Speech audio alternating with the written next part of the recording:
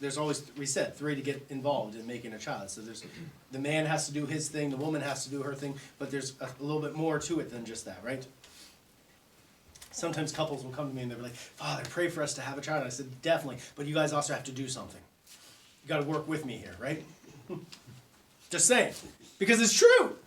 But yes, we can definitely pray for, but that there's the 3 of them, all 3 persons are getting involved.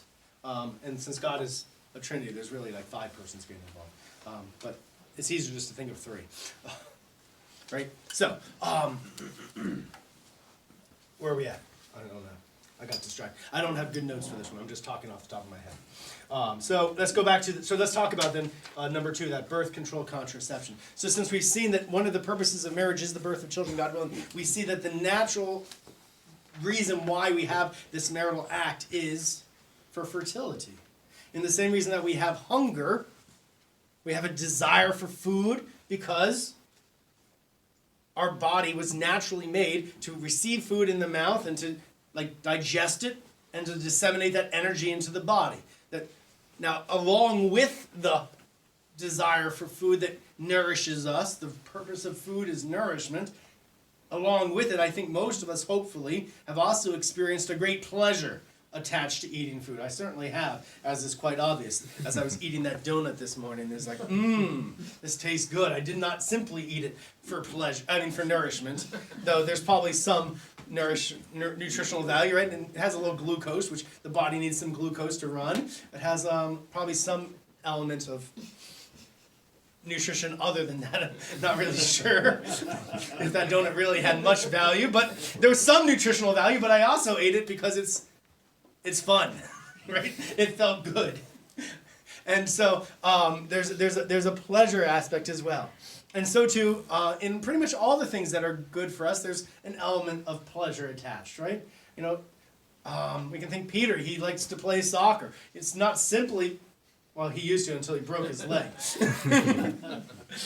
It's not simply because exercise is good, but probably because it's also somewhat fun.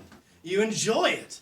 And one of the good things is that many of the things that we enjoy are healthy for us. Now you're going to have to stop the soccer. You're going to have to switch to something like go on the rowing machine. You're not going to get injured. It's low impact. Actually, it's basically no impact. You can do that for the rest of your life. Rowing machine. So just saying. Push-ups, very safe. Those isometric exercises are so good for you. I really, I encourage you to do them every day. And that's totally unrelated. But there's a pleasure attached to so many of the things that are good. But we're not doing the good things because of the pleasure. We're doing the good things because of the natural end of that act. And so we see the natural end of the act of the marital act is the child.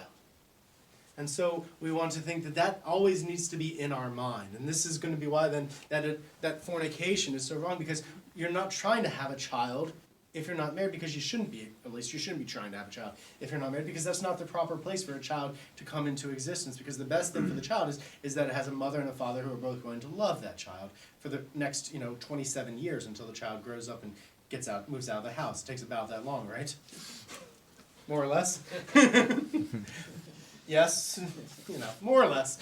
Sometimes we move out a little bit earlier, but oftentimes you can move out earlier if you want. But I don't think your mom and dad would be minding too much if you. But it takes a long time. We're not the kind of animals that 1 year later off and you're good and you never look back. We're the kind of animals that it takes a long time for humans to grow and develop.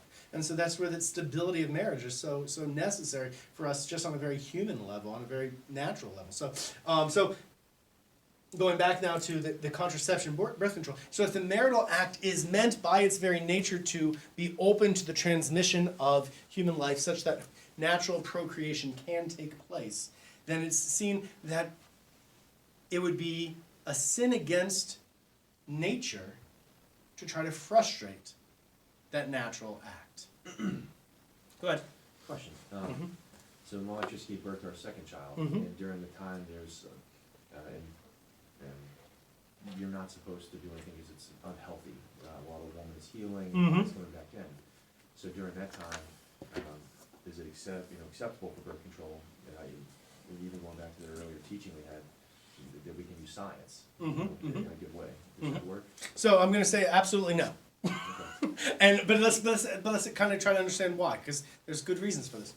Because we wanted to say that, and because we do recognize science is beautiful and good, and we want to use science as much as we can, but we want to use science always in a way that is healthy.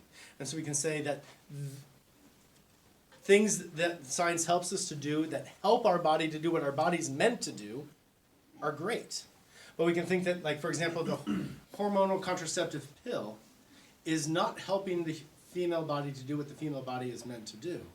It's actually shutting down a healthy system and saying this system, which is meant to assist in the procreation of children, we don't want that system to work properly. We're going to actually stop that system. So we're not helping the human body to do what the human body is meant to do. Rather, we're saying we're going to hurt the human body from doing what the human body is meant to do. Yes? Well, if you don't take the pill, you just wear a condom. So, okay, so there you go. Stop it. Right. You're hurting the So, body. so the condom is saying that when I enter into marital relations with you, wife, I don't want to become one with you. I want to shield part of me from coming into contact with you. Imagine if you put the condom somewhere other than on the genitalia. If you say, I love everything there is about, if your wife says this to you, beloved husband, I love everything there is about you except for your head. Could you put a condom on, could you put a brown bag on your head so that I can make love to everything about you but your head? You're going to say, no! That's horrible. Okay, we'll put a little hole for you to breathe. But then what your wife is saying to you, if she says put on a condom, she's saying is, I love everything about you except for this one little piece about you. Could you keep that part to yourself? I don't love that part of you. And if there's any other part of you, you would be like, this isn't, I'm not, if she were to say everything about you, but, I don't like your eyes. Could you just never look at me? Every single thing about you except for your voice. Could you just never talk? But when it's your fertility, all of a sudden it's like, okay, I'm okay with not sharing my fertility with you. So like going into then in essence you're saying is practice continence then. There might be, so the church would say that when there's times when a couple would need to practice the periodic continence. The C-section. Right. So there's exactly so if the man and the woman are not ready to enter into a natural act that could result in children, then they would need to not perform an activity that could result in children. And there's plenty of other activities that husbands and wives can do, Sure. at least from what I've experienced. Right? Talking. Talking. Well, imagine that you could talk to your spouse. You could go for a walk with your spouse. There's a lot of other activities that husbands and wives can do. We're not saying stop loving your spouse. There's plenty of other ways to love other than this one specific way that is open to children. Yes, you had your hand. So what is the church's stance then on having more children? For example, nowadays it's expensive to have children. You can only afford so many, so there's sort of like family planning, which... So the church is going to follow the teaching of Jesus, the teaching of God, who says, be fertile. And the church is going to say fertility is a good thing. So more children is a blessing. Now, the church doesn't say you have to have as many as possible, and that's your duty is to have 12 or 15 or 25. Though there's nothing wrong. We all know a certain family that has 13. 12, okay, only 12. He's dating one of the 12. The oldest of the 12. So there's nothing wrong with having 12, But the church does encourage having that openness to fertility. But there are reasons, and if we were to go to it's auxiliary reading right here, Pope Paul VI, Humanae Vitae, 1967. He writes this kind of statement, this encyclical in which he discusses why contraception is not acceptable ever, and but talks about some of the reasons, like you're saying. Could there be reasons why a couple might not be ready to have another child right now? And he says yes, there are oftentimes reasons, and it could be for any of a number, and he kind of lists some of those reasons. So if you can't take care of all the children, maybe now's not the time to have another child. And so, but if now is not the time to have another child, then we want to think, then why am I going to do the activity that results in children? Because it's really a natural, it's a natural understanding that this activity has a purpose. And I'm not going to enter into an activity that has a purpose if I don't want that purpose. And it does require us kind of changing our mindset, because as Americans, we've been trained to think that this activity is really all about pleasure. And we don't think of its natural end. And we're being asked by the church to think on a more natural level and a less selfish level, that this activity is not simply about pleasure, but it is about children. And if I'm not ready to have a child, then I ought not be engaging in this activity. And I know that this is a challenge for a lot of us, because we grew up in a society that does not teach this. But I would imagine that what I'd encourage you guys to consider is to think, is this the teaching of God? Is this the way God made me? And if this is the teaching of God, and this is the way that God made me, then we want to take the next step and say, is God giving me something good, or is God giving me something bad? Is he asking me to do this because it's going to make me happy, or is he asking me to do this because it's going to make me miserable? And if we trust God, which as Catholics we're called to, then we're going to come to the conclusion, God has given us these rules because it's for our own good. It's for our benefits, to make us happy. And oftentimes, maybe right now, we're going to say, I don't get it. In the same way that you can go back, and some of you have children, maybe all of us were children once, and we went to our parents and we said, I want to have candy for dinner. And your mother or your dad said, no, that's not going to be good for you. And you said, but I love candy, it tastes so good. And your mom said, it's not going to be good for you. We didn't see it then. Hopefully, at this point in our lives, we all see that eating candy for dinner is not going to be the right way to have a dinner. Because it's not good for us. It's not going to make us happy long term. It's not going to make us healthy long term. And we want to think that if we trust God that this is his teaching, then we're going to try to struggle to learn to see how is this actually making me happier and healthier and holy long term. Yes? What about the natural family planning courses that are available? And so what is allowed is, because somebody had mentioned, what about science? I forget who it was. And so there is nothing wrong with examining yourself and trying to say what's going on inside my own body. And so the church does permit a very reasoned approach to periodic continence that oftentimes is given the title natural family planning, in which to not get too bogged down into the biology, which I'd be happy to explain all the biology at the deepest level, because I actually find it super fascinating. But basically, the fertility of the man, from about the time he's wherever, maybe 15 or 13, it goes up, and it more or less he's fertile until maybe about 5 minutes after he's dead.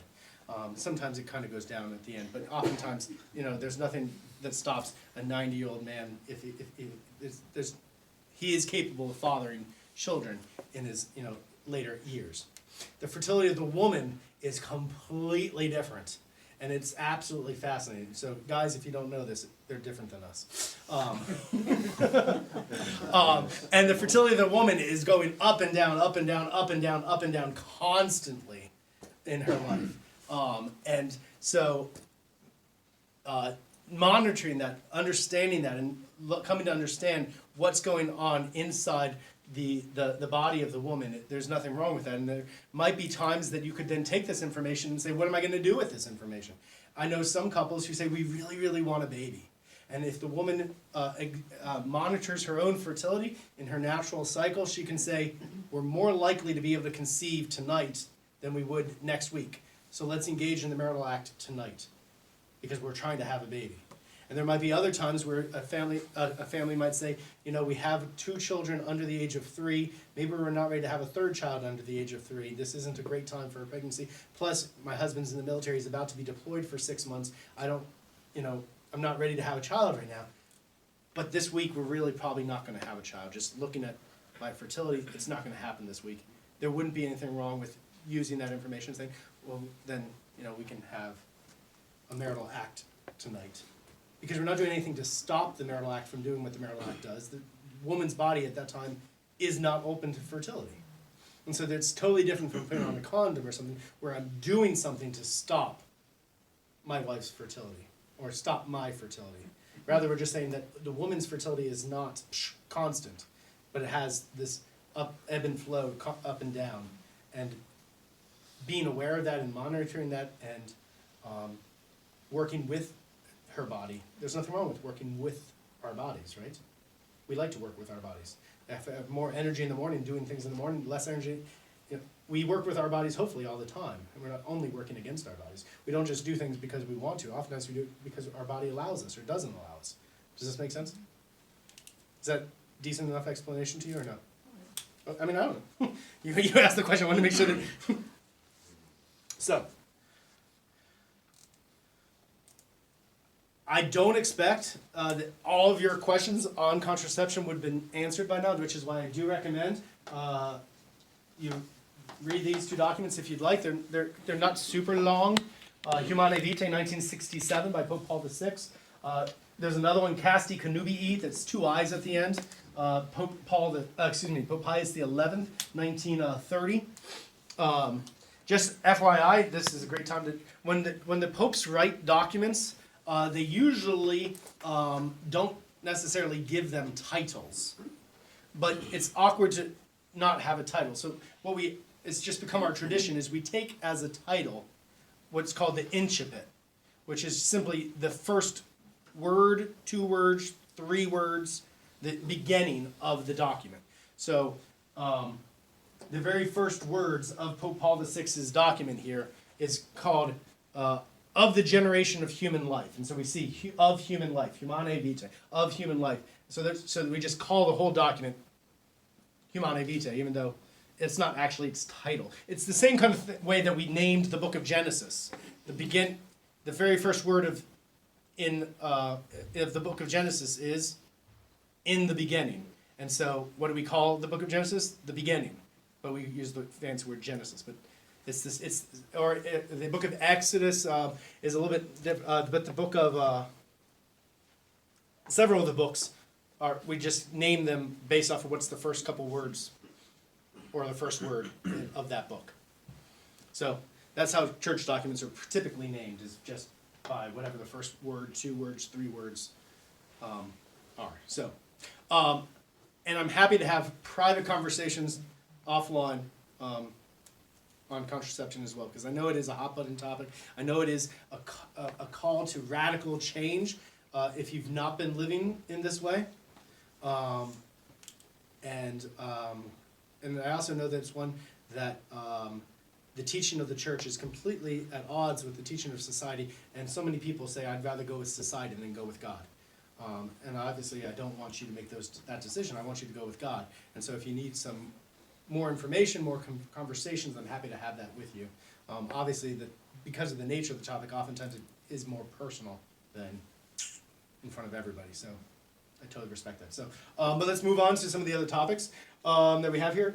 Number 4, we have sins against nature. That this is kind of going with that same idea that our body has this natural purpose, and doing activity that is against that natural purpose is going to be immoral and wrong. We don't do things that is contrary to that the way that God made us. And so under that, 2 obvious ones that a lot of us deal with would be, maybe not personally, but deal with it in society, would be like homosexual acts. I would see homosexual acts are by their very nature not going to be geared towards an openness to the transmission of life, just by their very nature. And this is why the church has said that such activity is always wrong and can never be permitted. In the same kind of manner, if it's not between 2 people of the same sex, but what if it's just all by yourself? An act of self-abuse, we could use that term. Another word that's very common to use, masturbation. We all know between those 2 terms what I'm talking about. But it's using your sexual activity simply for your own personal pleasure and not in the way that it's naturally meant for. The church would say that this is always wrong. And so again, I know that this can be very difficult for us to hear because we're like, oh, that changes my life. I have to live my life differently now if this is true, if I'm going to accept the teachings of Jesus. But we want to think that the teaching of Jesus is not simply on a spiritual level, but it's on every level of our human persons, that he is asking to be the God of our bodies, our minds, and our souls. And are we going to tell our Lord Jesus, yes, you can have my soul, but you cannot have my body? And I would hope that the answer is no. We would never say that to the Lord Jesus. But we're going to say, Lord, I will follow you, body, mind, and soul. I will follow your way of life and your teachings on how to live a life of holiness and happiness so that I can live with you also in heaven. Especially as we bring in the 9th commandment, we see that we have the kind of the topic of modesty. So the sin would be immodesty. That modesty is the proper veiling of that which ought to be covered. And so it's not simply a question of dress, though obviously it does have to do with dress, in that there are certain body organs which ought to be covered and not put on display. But we want to think that we're covering them not because they're bad, and this is such an important Catholic difference. We're not asking people to cover that which is bad, but we're asking people to cover that which is good. We're asking people to cover that which is good. In the Mass, you might notice that we veil the chalice during the Mass, right? We're not veiling it because it's bad to look at the chalice. We're veiling that because it's holy, right? And it ought to be protected. And it's only used in a specific way for specific things. You know, if I'm in the back in the sacristy and I'm just waiting for something to happen, I don't say, here, let me open a Coke. Oh, wait, I want to recycle. So instead of using a plastic cup, I'm going to use my chalice. Like, no! That would be absolutely wrong, right? That chalice is not meant to drink Coke out of. That chalice is holy, only for holy things. And so that veiling of the chalice reminds us that this is holy. So too, our bodies are meant to be holy, and they ought to be veiled. So modesty is really is for the purpose of revealing something more true. This is a statement, I'm not sure who said it, but it sounds absolutely crazy. But I'd ask you to do more than just hear the words, but kind of ponder what he's getting at. Because I do think that whoever said it, I don't know who, is onto something very true. He says, pornography is wrong, not because it shows too much, but because it shows too little. And I will kind of explain a little bit about what he's trying to say here. Is that pornography merely reveals the curves, the body parts of the person. But if we're going to say that a human person is not to be used, but to be loved, then what we want to see is not simply curves and shapes, but we want to see deep, deep within the person to who they are as a person, not simply what they are as a body. And if we reveal simply the body, so often we stop there and we don't go in deeper. I remember when George W. Bush said something, he said, I look people in the eyes and I see into their soul. And isn't that not just his experience? Isn't that so many of our experience? When, I remember my father teaching us boys all the time, he said, when you're talking to